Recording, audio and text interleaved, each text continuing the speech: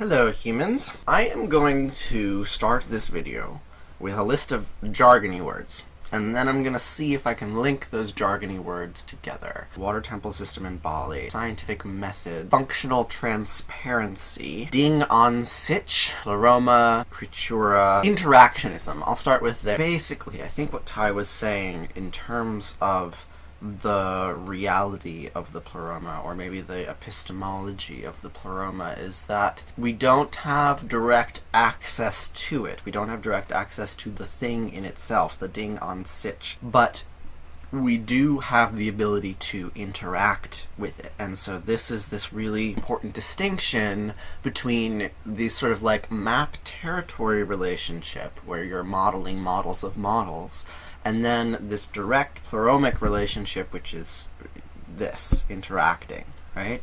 It's that act of interaction that enables us to get at some kind of objectivity, maybe? Some kind of objectivity or some kind of direct access, right? Even if we cannot directly perceive or comprehend the pleroma, we can definitely touch it. So I was thinking about that, what subjectivity is, right? So subjectivity is we each have a different model of reality, different experiences and things, and yet we're all embedded in the same matrix, right? And so we want to say that the same matrix is something objective. Where am I going with this? Carving nature at its joints. We're all embedded in the same matrix. We all have access to the same pleroma. There's only one pleroma, and it seems like there are patterns latent within it. It seems like there are certain ways to carve nature at its joints, certain ways to break down the pleroma into conceivable chunks that are somewhat universal. There are universal ways of breaking down the pleroma, numbers, colors, etc. And then there are less universal ways to break down the pleroma when we talk about values and opinions and all the things that people disagree about. You can disagree about, it's not universal, right? I'm wondering about the role of science in all this, right? Science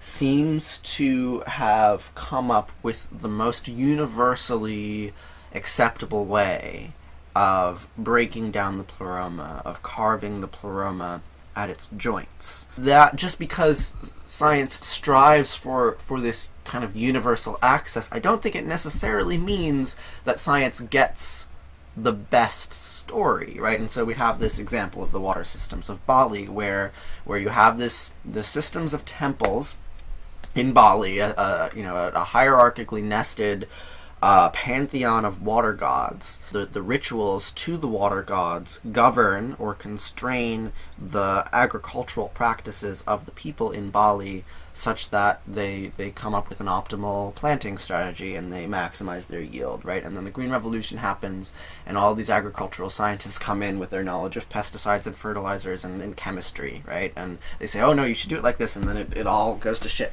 In that regard, it would seem like the scientific way of carving nature at its joints, thinking about it in terms of predators and preys and pesticides and fertilizers and quantified chemistry, quantified organic chemistry, seem to not capture some sort of critical aspect of reality that the water god system does capture in terms of function, right? And we're talking about functional transparency. You can interact with the pleroma using this Green Revolution model, or you can interact with the pleroma using this water god model, and they each have different strengths and weaknesses. And like the reality of it, it's an island that grows food. That's what it is. Okay, now I have to wrap up, right? So there's this idea of functional transparency, that although we can never know the thing in itself, we can never know the ding on sich, our models of it are always going to be necessarily incomplete.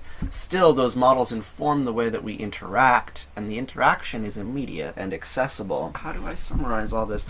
I guess that's the puzzle for this week's class, right? Puzzle is, how do we tie all these ideas together into something that is cohesive? What is objectivity? And can we access the pleroma, and how? Alright, I'll see y'all later.